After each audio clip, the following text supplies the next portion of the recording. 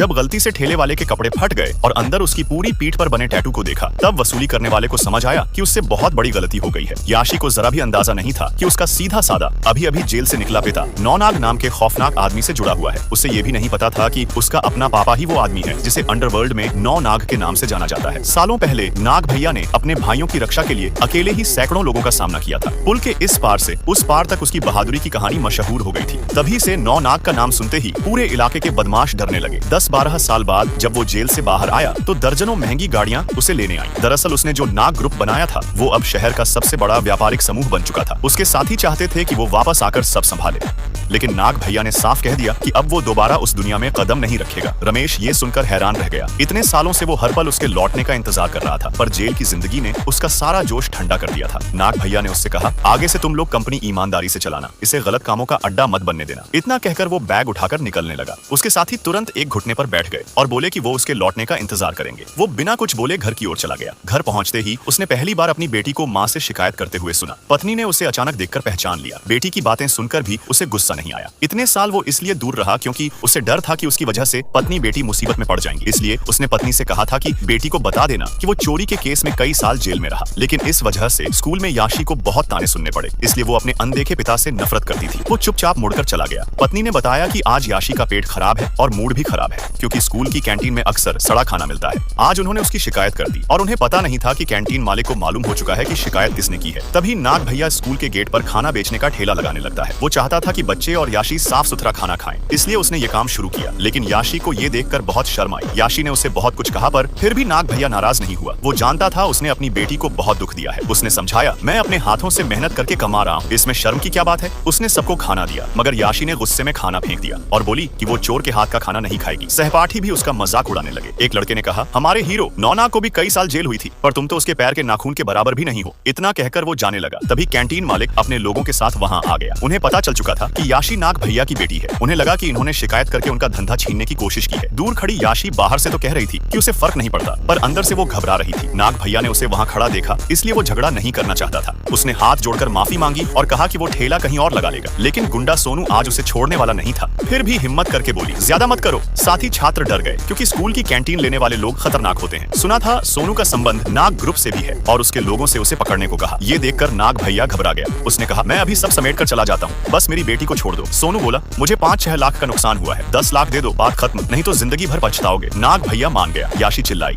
आप पैसे मत दीजिए, वो साफ साफ गुंडागर्दी कर रहे हैं। सोनू ने उसे थप्पड़ मार दिया और अब वो खुद को रोक नहीं पाया। उसने पकड़ने वालों को धक्का दिया। झगड़े में उसका कुर्ता फट गया और उसकी पीठ पर बना 9 नाग का टैटू दिख गया। सब सन्न रह गए।